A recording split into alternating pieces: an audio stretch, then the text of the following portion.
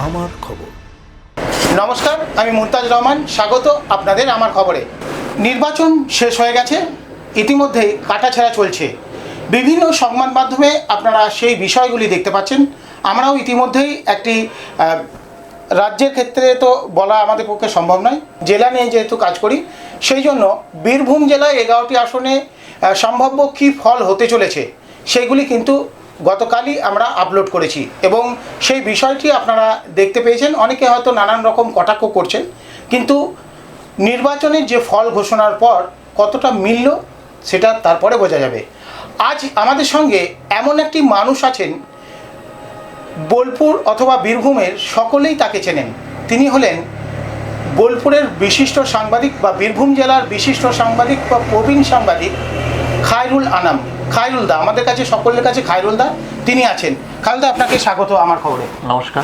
আচ্ছা, যেটা হলো নির্বাচনের ফল এখনও দেরি আছে, 4 তারিখে ফল ঘোষণা হবে। তার আগেই বিভিন্ন সংবাদ মাধ্যম কাটাছেঁড়া শুরু করেছে এবং রাজ্যে কে ক্ষমতায় আসতে চলেছে সেই খবরও কিন্তু শুরু করে দিয়েছে।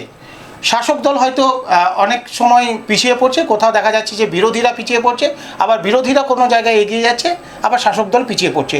এই বিশ্লেষণটা নিয়ে কি বলবেন? রাজ্য বিধানসভা নির্বাচন এবং সেক্ষেত্রে বীরভূম জেলায় যে 11টি আসন, সেই আসনগুলোকে কিন্তু দেখতে হবে কয়েকটি ভাগে। সেই ভাগগুলোর মধ্যে যদি দেখি, বীরভূম একটি কৃষিপ্রধান দেশ এবং বীরভূমে খুব সামান্য কিছু অঞ্চল পাথর শিল্পাঞ্চল হিসাবে পরিচিত।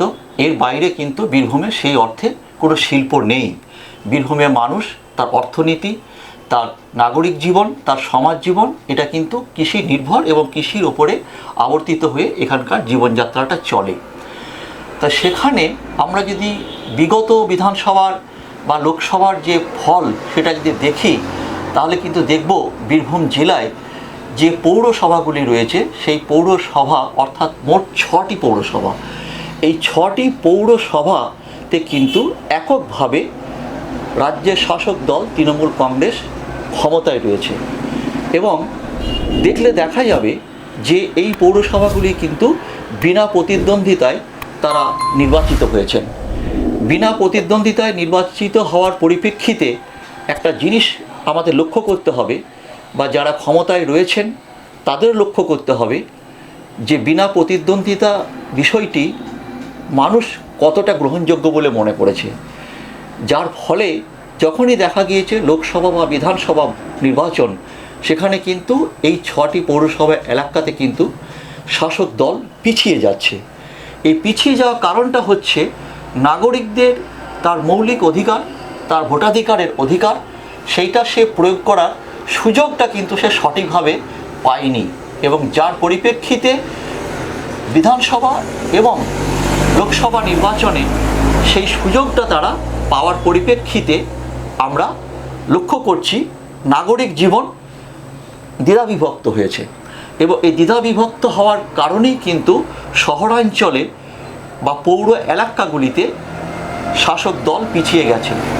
এই জায়গাটা থেকে আমরা যদি মনে করি যে 5 বছরের শাসনকালে আমরা এক ধরনের শাসন করব, আর নির্বাচনের আগে লোকসভা বা বিধানসভার প্রশ্নটা আসছি, সেটা পঞ্চায়েত নির্বাচন হতে পারে বা সেটা পৌরসভা নির্বাচন হতে পারে, সর্বত্র কিন্তু নাগরিকদের ভোটাধিকার প্রয়োগ এবং তার ভোট দেওয়ার যে মৌলিক অধিকার, সাংবিধানিক অধিকার, সেটাকে সুনিশ্চিত করতে হবে।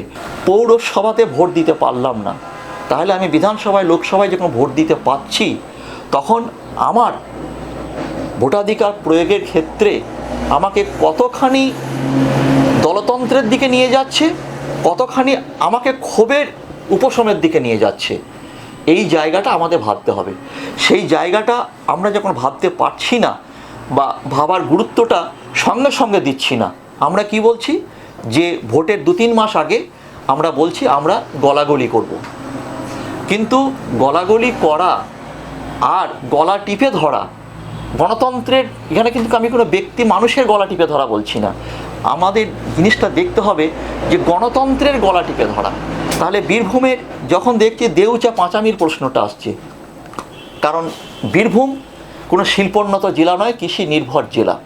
শিবপুর মৌজাতে আজকে যখন বলা হচ্ছে যে এটা হয়নি কেন, আমরা এখানে শিল্প করব, আমরা এখানে এটা করব, কিন্তু ভাবতে হবে যে 2000 সালে এখানে এই জমিগুলো অধিগ্রহণ করা হয়েছিল। অধিগ্রহণ করছেন কে? সোমনাথ চট্টোপাধ্যায়, যখন এখানকার সাংসদ, এবং তিনি অত্যন্ত প্রভাবশালী সাংসদ, সমস্ত সাংসদই নির্বাচিত, কিন্তু তিনি একটি মুখ, তিনি ভারতের সংসদের একটি মুখ, দলের একটি মুখ। তাহলে তিনি কি পরিকল্পনা করেছিলেন যে আমি জমিটি যখনই অধিগ্রহণ করলাম 2011 সালে, আমরা যখন বলছি যে আমরা 45 দিনের মধ্যে 50 দিনের মধ্যে আমরা কাজে নেমে পড়ব, তাহলে তিনি 2000 থেকে 2011 সাল পর্যন্ত তিনি কেন কাজে নামতে পারেননি? মানে পরিকল্পনা ছাড়াই অধিগ্রহণ করা হয়েছিল, এটা অধিগ্রহণ করা হয়েছে। তার ফলে কি দেখা গেল যে 300 একর জমি কৃষিজীবী মানুষ যারা শুধুমাত্র কৃষি নির্ভর, তাদের যে সমস্ত সন্তানরা স্কুলে পড়াশোনা করতো তাদের পড়াশোনা ছেড়ে দিতে হয়েছে। যে সমস্ত পরিবারের মানে মহিলারা বা ছাত্রীরা তারা আর স্কুলে যেতে পারেনি, এবং আমরা কাকে সাইকেল দিলাম, কাকে স্কুলের একটি জামা দিলাম, আজকে বলা হচ্ছে যে এখন যে স্কুল পোশাক দেওয়া হচ্ছে, সবুজ সাথী সাইকেল দেওয়া হচ্ছে, এটা বামফ্রন্ট আমলে চালু হয়েছিল।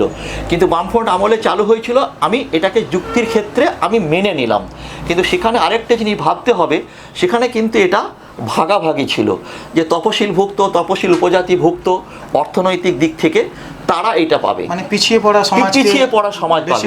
কিন্তু এখানে একটা জিনিস ভাবতে হবে যে আমরা একই সঙ্গে একই পোশাক পরে একই বেঞ্চিতে স্কুলে যাচ্ছি, তখন কিন্তু যদি দেখি যে একটি ধনীর ছেলেকে তার বাবা মোটর বাইকে বা গাড়ি করে স্কুলে নামিয়ে নিয়ে আসছে, আর একটি প্রাথমিকের ছাত্র বা মানে হাই স্কুলের ছেলে মেয়ে, সে যখন দেখছে যে ওর সঙ্গে আমার একটা ব্যবধান রয়েছে, আমরা একই রকম সাইকেলে তো আসছি না, ওর বাবা গাড়ি করে দিয়ে গেল, সে চাউমিন খাচ্ছে, আমি গুড়মুড়ি খাচ্ছি, এই যে বিভাজন রেখাটা তৈরি হয়েছিল, এইটা কিন্তু তৃণমূল কংগ্রেস সরকার বা মমতা বন্দ্যোপাধ্যায়ের নেতৃত্বাধীন যে সরকার, তারা কিন্তু এই যতই বলা হোক না কেন এই ব্যবধানটা ঘুচিয়ে দিতে পেরেছিল। এই ব্যবধানটা ঘুচাবার একটা অত্যন্ত প্রয়োজন ছিল। তা নিয়ে অনেকের দ্বিমত থাকতে পারে, অনেক কিছু থাকতে পারে, কিন্তু দেখতে হবে যে একটা শিশু সে কৈশোর থেকে বেড়ে উঠছে, সেখানে কিন্তু কোনো বিভাজন থাকাটা একেবারেই কাম্য নয়। আমি সবুজ সাথী সাইকেলে যাব, আমার বাবা আমাকে একটি ফিয়েট গাড়িতে দিয়ে আসবে বা মোটর বাইকে দিয়ে আসবে, সুতরাং আমরা তো একসঙ্গে টিফিন ভাগ করে খাই, গুড়মুড়ি আমিও খাবো, কিন্তু ও চাউমিন খাবে, ও ম্যাগি খাবে, এই যে পাশাপাশি যে ভাগটা, এইটা কিন্তু 2011 পর থেকে এটা কিন্তু শিক্ষাক্ষেত্রে ঘুচেছে। মানে সেটা কি মমতা বন্দ্যোপাধ্যায় সরকারই ঘুচিয়েছে? অবশ্যই ঘুচিয়েছে। এবার শিক্ষার মানোন্নয়নের যে যদি জায়গাটা যায়, সেটা কিন্তু শিক্ষাবিদরা যেটা নির্বাচন করছেন সেটা সিলেবাসের ওপরে নির্ভর করে। কিন্তু বিষয়টা হচ্ছে যে আমি একটা বয়স পর্যন্ত না যাওয়া পর্যন্ত আমি সমাজ অর্থনীতি, সমাজ জীবন আমি চিনতে পারবো না, কিন্তু শৈশব থেকে আমি চিনতে পারবো যে আমি ঢেনা মুর্মুর ছেলের সঙ্গে বসে ভাত খাই, আমি দেখতে পারবো আমি হারুবাগদির মেয়েটির সঙ্গে বসে আমি টিফিন করতে পাই। এইটাই হচ্ছে ভাবনা, এইটা হচ্ছে শৈশবের ভাবনা। তারপর কৈশোর, তারপর যৌবন উত্তীর্ণ একটা জায়গা, সেখানে আমি গিয়ে কোনো ইংলিশ মিডিয়াম স্কুলে পড়বো কিনা বা আমি কোথাও পড়বো কিনা, এই ভাগাভাগটা হয়। আপনি বললেন যে একদিকে রাজ্য সরকার তৃণমূল ক্ষমতায় আসার পর এই মানে একত্রিত করতে পেরেছে, হয়তো কোনো ভেদাভেদ না রেখে একত্রিত করতে পেরেছে, প্রচুর প্রকল্প নিয়ে এসছে, এবং সেই প্রকল্পগুলি কিন্তু মানুষের বাস্তবে কাজের জন্য। সেই জায়গাতে এবারের নির্বাচনে কি ফল হতে পারে? এবারের নির্বাচনে ফলাফল যেটা যেভাবেই যা বলা হোক না কেন, আপনারা দেখবেন যে প্রকল্পগুলো রাজ্য সরকার, অনেকেই বলা হচ্ছিল কি যে আমরা 500 টাকা, 1500 টাকা, এটা আমরা ভিক্ষা নিচ্ছি। এই ভিক্ষা বৃত্তিটা আমাদের সমাজে এখনো পর্যন্ত খুব কিন্তু ভালো চোখে দেখা হয় না, এবং ভিক্ষাবৃত্তি আর রাজ্য সরকারের অনুদান, এই দুটির মধ্যে কিন্তু বিস্তর ফারাক আছে। আমি রাষ্ট্রের একজন নাগরিক, আমার যখন ভোটাধিকার আছে, তখন সেখানে আমি আমাকে কেন বলা হবে যে আমি ভিক্ষাজীবী? আমি একজন ভিখারিকে বলতে পারি যে আজ ভিক্ষা দেবো না, তুমি ফিরে যাও, কিন্তু সরকারি যেটা অনুদান সেটা কিন্তু তুমি ফিরে যাও এটা বলা হয়নি। মাসিক 4-5 তারিখ হলেই আপনার অ্যাকাউন্টে সেটা তার অ্যাকাউন্টে চলে আসছে, এবং এই অ্যাকাউন্টে চলে আসার ক্ষেত্রে কি ব্যাপারটা হচ্ছে যে মধ্যস্বত্বভোগী বলে একটা কথা আছে, এই কথাটা কিন্তু বামপন্থীরা বেশি ব্যবহার করতো। সেই ক্ষেত্রে যদি আমরা দেখি, যদি বলা হতো এইটা অমুকের মাধ্যমে দেওয়া হবে, তাহলে সে হয়তো বলতো 1500 টাকা আমাদের এই কাজের জন্য, তোমার জন্য 3 বার আমাকে ব্লকে যেতে হয়েছে বা জেলায় যেতে হয়েছে, ব্যাংকে যেতে হয়েছে, এর জন্য আমরা 100 টাকা কেটে নিচ্ছি, তাকে 1400 টাকা দেওয়া হলো। কিন্তু যখন আমার সরাসরি ব্যাংক অ্যাকাউন্টে আসছে, তখন এই মধ্যস্বত্বভোগীর যে জায়গাটা, এটা বামপন্থীদের কথা, সেই জায়গাটা কিন্তু খর্ব হয়ে খুব তাড়াতাড়ি মানুষের কাছে পৌঁছে যাচ্ছে। মানে সেই ফোরের মতো ব্যাপার, ফোরে বৃত্তি। আমরা যেটা দেখি, গ্রামে মানুষ ধান উৎপন্ন করছে, দিয়ে সেটা কি হচ্ছে, গ্রামে ঘুরে ঘুরে সাইকেলে করে বস্তা দিয়ে তারা ধানটা কিনছে, এনে আড়তদারকে দিচ্ছে, আড়তদার এনে বড় কোনো মিল মালিককে দিচ্ছে। এই যে ফোরে বৃত্তিটা বন্ধ হয়ে গেছে। আগে আমার কম্পিউটার ছিল, এখন হাতে হাতে মোবাইল হয়েছে। তাহলে তরুণ প্রজন্মকে না নিয়ে এলে, যার ফলে প্রার্থী নির্বাচনের ক্ষেত্রে দেখা যাচ্ছে যে অনেক পুরনো মুখকে সরিয়ে দিয়ে নতুন মুখ আনা হচ্ছে বলে বিতর্ক হচ্ছে। কিন্তু এটা কিন্তু পুরনো মুখ নতুন মুখের প্রশ্ন নয়, প্রশ্ন হচ্ছে বয়সের ব্যবধান, মেধার ব্যবধান। বীরভূমের ক্ষেত্রেও কিন্তু কিছু কিছু ক্ষেত্রে সেই জিনিসটা ঘটেছে, অর্থাৎ যারা শাসনে রয়েছেন তারা সেটা উপলব্ধি করতে পেরেছেন যে তরুণের স্বপ্ন। নেতাজি সুভাষচন্দ্র বসু এটাই বলেছিলেন যে ভারতবর্ষকে তরুণের স্বপ্ন দেখাতে হবে। তাহলে তরুণের স্বপ্ন যদি দেখাতে হয়, তাহলে কিন্তু তরুণকে সামনে আনতে হবে, এবং সেটা যদি গণতান্ত্রিক পদ্ধতিতে হয়, তাহলে আমাকে নির্বাচনে যেতে হবে। এবং নির্বাচনের ক্ষেত্রে আমরা কি দেখছি যে বীরভূমের এই 11টা যে বিধানসভা আসন, সেই আসনের ক্ষেত্রে কিছু পুরনো মুখ, কিছু নতুন মুখ, যেটা কি আনা হোক না কেন, সেটা কিন্তু একটা সংমিশ্রিত জায়গাতে আসছে। সেই সংমিশ্রিত জায়গাতে যদি দেখা যায় যে যুবসাথী, সবুজ সাথী, লক্ষ্মীর ভাণ্ডার যে প্রকল্পগুলো সরকারের রয়েছে, সেগুলো কিন্তু কোনো ব্যর্থতায় পর্যবসিত হয়নি। আমরা যতই বিশ্লেষণ করি না কেন, আমরা যদি বলি যে সবুজ সাথীর ও সাইকেলটি পাইনি, তাহলে কিন্তু আমি বলবো যে ওটা ব্যর্থতা ছিল। যদি বলি যুবসাথীর ওই টাকাটি সে পায়নি, তাহলে জানবো সেটা ব্যর্থতা ছিল। যদি আমরা বলতে পারি যে লক্ষ্মীর ভাণ্ডারের এই টাকাটি ও পায়নি, 1500 টাকাটি নিয়ে তার পরিবারের কোনো একটি মানুষ, যে প্রতিদিন একটি করে তার প্রেশারের ওষুধ লাগে, সে একটি টোটো চালক, রিক্সা চালক বা একটা লেদে কাজ করে, সেটা ওষুধের দোকানে ধার পেত না, কিন্তু সে এখন একটু ওষুধের দোকানে ধার পায় যে ওই টাকাটি নির্দিষ্ট সময়ে ঢুকবে এবং নির্দিষ্ট সময়ে সে ওষুধের দোকানে ধারটি শোধ করে আসবে। আবার 1 মাস সে অন্তত 1500 টাকা তার প্রেশারের ওষুধটা বা তার প্রয়োজনীয় জিনিসটা সে পেতে পারবে। এইটি কিন্তু এই নির্বাচনে খুব বড় কাজ করবে। তাহলে এইটি যদি কাজ করে, তাহলে বলতে হবে কি, এই সুযোগটি যে সরকার আমাদের হাতে, নাগরিকদের হাতে বা যারা উপভোক্তা তাদের হাতে পৌঁছে দিচ্ছেন, তাদের অভিমুখটা কিন্তু সেই দিকে যাবে। আচ্ছা, এসআইআরটা কতটা প্রভাব পড়বে? এসআইআরটা ভীষণভাবে প্রভাব পড়বে। এসআইআর প্রয়োজন অপ্রয়োজন আমি এর মধ্যে না গিয়েও একটা কথা বলা যায়, একটি রাষ্ট্র গঠনের ক্ষেত্রে আমার হাতে 5 বছরে একটি আঙুলের ছাপ, মানে আমার 5 বছরের ক্ষমতা আমি অর্পণ করছি আপনার হাতে। তাহলে এসআইআরটা 1 মাসের সময়সীমায় হবে না কেন, বা হবে কেন? এই দ্বন্দ্ব আসবে, সামনে লোকসভা নির্বাচন আসবে, এখন থেকে কিন্তু এসআইআর প্রয়োজন থাকলে সেটা করতে হবে। মানে আপনি 5 দিনের মধ্যে আসুন, না হলে আপনার আর থাকবে না, ভোটার অধিকার থাকবে না। আমি 5 দিন, আমি বলছি যে রাত 12টার সময় বলা হচ্ছে আপনি ওয়েবসাইটে দেখে নিন। একটা গ্রামের মানুষ সে ওয়েবসাইটে দেখবে? ভোটের 1 দিন আগে বলা হচ্ছে আপনার নামটা প্রকাশিত হয়েছে, সেটা কে দেখবে? তাহলে এই যে রাজ্য সরকারের এত প্রকল্প, এই যে এসআইআর হয়রানি, তারপরেও এই রকম এক্সিট পোল বা এই আলোচনা কেন আসছে? এই আলোচনাটা আসছে সেটা দেখতে হবে যে এক্সিট পোল যারা করছেন বা যারা দেখাচ্ছেন সেই সমস্ত হাউসগুলো কর্পোরেট হাউস, তারা কাদের দ্বারা নিয়ন্ত্রিত হয় বা কাদের দ্বারা তারা পরিচালিত হয়, তাদের পিছনের অঙ্গুলি হেলনটা কাদের, বা এখনকার ভাষায় তাদের পিছনের রিমোটটা কাদের। আমাদের ক্ষেত্রেও তো বলতে পারে যে আপনারা হয়তো এই বলছেন, আপনারা হয়তো তৃণমূলের সাপোর্ট করছেন, বলছেও। আমি তৃণমূলের সাপোর্ট, বামপন্থীদের সাপোর্ট প্রশ্নে আমি আসছি না। আমি আসছি এই জায়গাতে যে আমার নাগরিক চাহিদাটা দ্রুত পূরণ হচ্ছে কিনা। আমি কেন রাষ্ট্র আমাকে যে অর্থটা দিচ্ছে রাষ্ট্র ভাণ্ডার থেকে, আমি সেটাকে কেন ভিক্ষাবৃত্তি বলবো? একজন মুখ্যমন্ত্রী, একজন প্রধানমন্ত্রী, যিনি যে দলের থেকে নির্বাচিত হন তিনি মুখ্যমন্ত্রী, তিনি প্রধানমন্ত্রী, তিনি তার বাৎসরিক যে বাজেট, তার যে ফিনান্সিয়াল যে স্ট্যাটাস, তিনি সেটা বিধানসভায় পেশ করবেন। এখন আমি মাঠে ময়দানে বললাম যে উনি কৈফিয়ত দিচ্ছেন না, এখন কৈফিয়তটা তিনি তো বিধানসভায় দেবেন। তিনি তো আর যে কোনো জায়গায় দাঁড়িয়ে দিতে পারবেন না। তিনি তো রাজ্য বাজেটটা তিনি তো কোনো ব্রিগেডে এসে বা শিবপুর মাঠে এসে তিনি তো দেবেন না, ডাকবাংলো মাঠে এসে দেবেন না, সিউড়ি চাঁদমারি মাঠে এসে দেবেন না।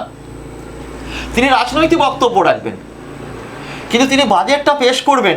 এখন আপনাদের কাউকে যদি মানুষ একেবারে সম্পূর্ণভাবে বঞ্চিত করে, শূন্য করে আপনাদের বিধানসভায় যাওয়ার অধিকার, বলছি না অধিকার হরণ করা হয়নি, কিন্তু অধিকার হরণ করা হয়নি, আপনি যাবার যোগ্যতা অর্জন করতে পারেননি, যার ফলে আপনি শুনতে পাচ্ছেন না।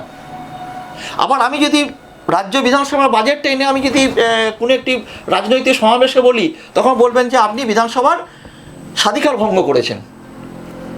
এখন এই বক্তব্য দিয়ে হয় না, এই বক্তব্য দিয়ে হয় না।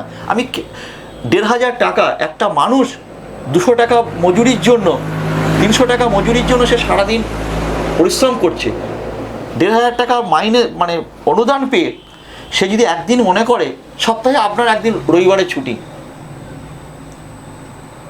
ওই মানুষটি তো মনে করতে পারে যে মাসে একদিনও অন্তত আমি ৩০০ টাকা রোজগার না করে আমি একটু বিশ্রাম করবো, আমি স্ত্রী সন্তান পরিবারের সঙ্গে থাকবো, মেয়ে বা ছেলের বিয়ে দিয়েছি জামাই বাড়ি যাবো, বা মেয়েকে দেখতে যাব, বা ছেলের বিয়ে বাড়ি যাব, এটা খুব গ্রামের তাৎক্ষণিক কথা।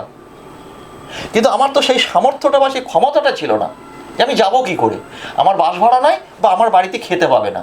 কিন্তু আমি জানি যে আমি ১,৫০০ টাকা পাবো, আমি পাবো, আমি হয়তো ৫ কিলোমিটার বাস ভাড়া নেই, আমি আমার মেয়েকে বলতে পারবো যে রবিবার তো স্কুলে ছুটি আছে, তো সবুজ সাথী সাইকেলটা চেপে বাবা আর এক মেয়েকে দেখতে যাচ্ছে। এইটা কিন্তু খুব প্লাস পয়েন্ট। তাহলে ভোট কিসের ভিত্তিতে? ভোট এই ভিত্তিগুলোর উপরেই হয়েছে। যুবসাথী যেমন আরেকটা বড় কাজ করেছে, বেকারদের চাকরি দিতে পারে না যুবসাথী। আমি একটা জায়গায় যাচ্ছি, আমি ইন্টারভিউ দিতে যাচ্ছি, আমি কারোর কাছে ধার করছি, ধারটা করে আমি একজনের কাছে ধার করলাম 10 দিনের জন্য, কিন্তু 10 দিন পরে আমার তো সুনির্দিষ্ট আয় নেই যে ওই ধারটা আমি তাকে পরিশোধ করবো, তাহলে আমি তো প্রতারক। কিন্তু আমি জানি যে আমার কাছে ১,৫০০ টাকা আসবে, আমি সেটা থেকে দিয়ে দেবো, এবং আমি দিয়ে দেবো না আর আমার প্রয়োজন হবে না।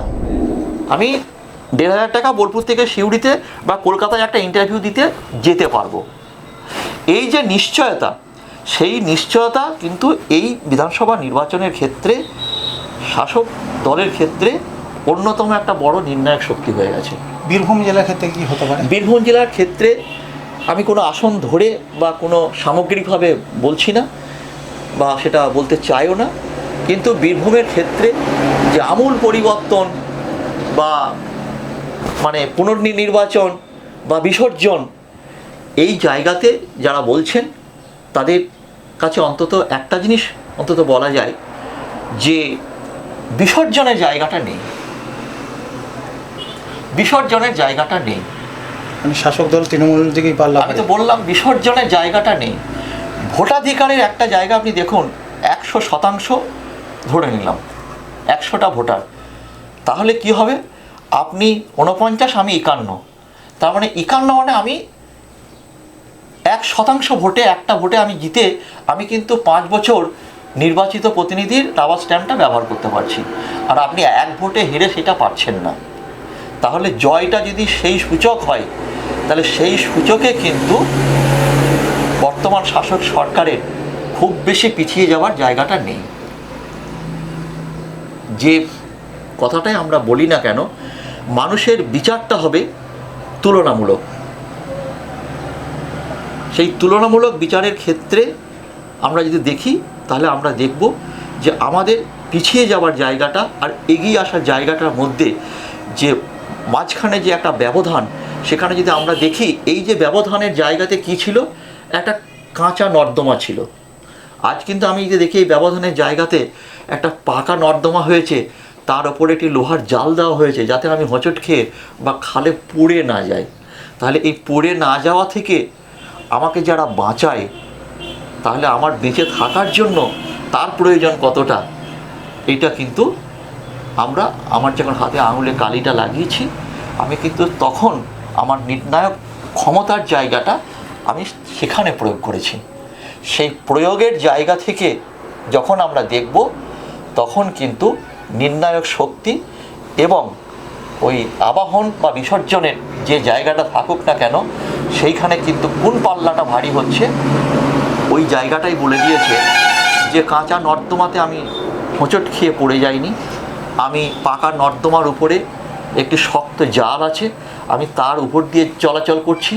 সুতরাং সেইটাকে সে পাকা জালের মতো করে আমার অর্থনৈতিক দিক থেকে আমার প্রতি মাসের 1-2 তারিখের মধ্যে আমার যুবসাথী হোক, লক্ষ্মীর ভাণ্ডার হোক, সবুজ সাথী হোক, সব প্রাপ্তির জায়গাগুলোকে মানুষ খুব সহজে খর্ব করতে চাইবে না।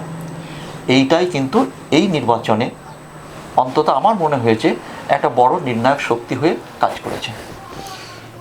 আপনারা এই আলোচনা শুনতে পেলেন এবং আপনারা বুঝতে পারলেন খায়রুলদাকে আনার উদ্দেশ্যটা হলো, তিনি দীর্ঘদিন ধরে বীরভূম জেলার বিভিন্ন প্রান্তে বিভিন্ন তথ্য, এবং তার কাছে আমি ব্যক্তিগতভাবে আমি ওনাকে বলি যে আপনি তথ্য ভাণ্ডার, সেই তথ্য ভাণ্ডার থেকে কিছুটা তথ্য আপনাদের সামনে তুলে দেওয়ার জন্যই ওনাকে আমন্ত্রণ জানানো আমাদের স্টুডিওতে। আপনি আমাদেরকে সময় দেওয়ার জন্য অসংখ্য আপনাকে ধন্যবাদ। আমি চাইবো যে এরকম আলোচনা যাতে আরও হয় এবং মানুষ যাতে আপনার কাছে আরও কিছু শুনতে পায় বা জানতে পারে। বারবার আপনাকে আমন্ত্রণ জানাবো। আমি খুব কৃতজ্ঞ থাকবো। ভালো থাকবেন। নমস্কার। শান্তিনিকেতন গোয়ালপাড়া তালতর রোডে তৈরি হয়েছে অত্যাধুনিক পরিষেবা সম্পন্ন একটি ইংরেজি মাধ্যম স্কুল, স্কলেজ গুরুকুল শান্তিনিকেতন। স্কুলে রয়েছে smart classroom, activity based learning, NEET ও আইআইটি জেইই প্রস্তুতি, অলিম্পিয়াডের প্রস্তুতি, ইনডোর স্টেডিয়াম এবং ট্রেন্ড ফ্যাকাল্টিজ। নার্সারি থেকে দ্বাদশ শ্রেণী পর্যন্ত ভর্তি চলছে।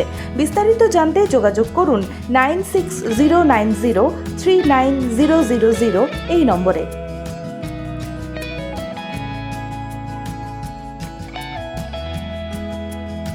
দেখতে চোখ রাখুন আমাদের ফেসবুক ও ইউটিউব চ্যানেলে।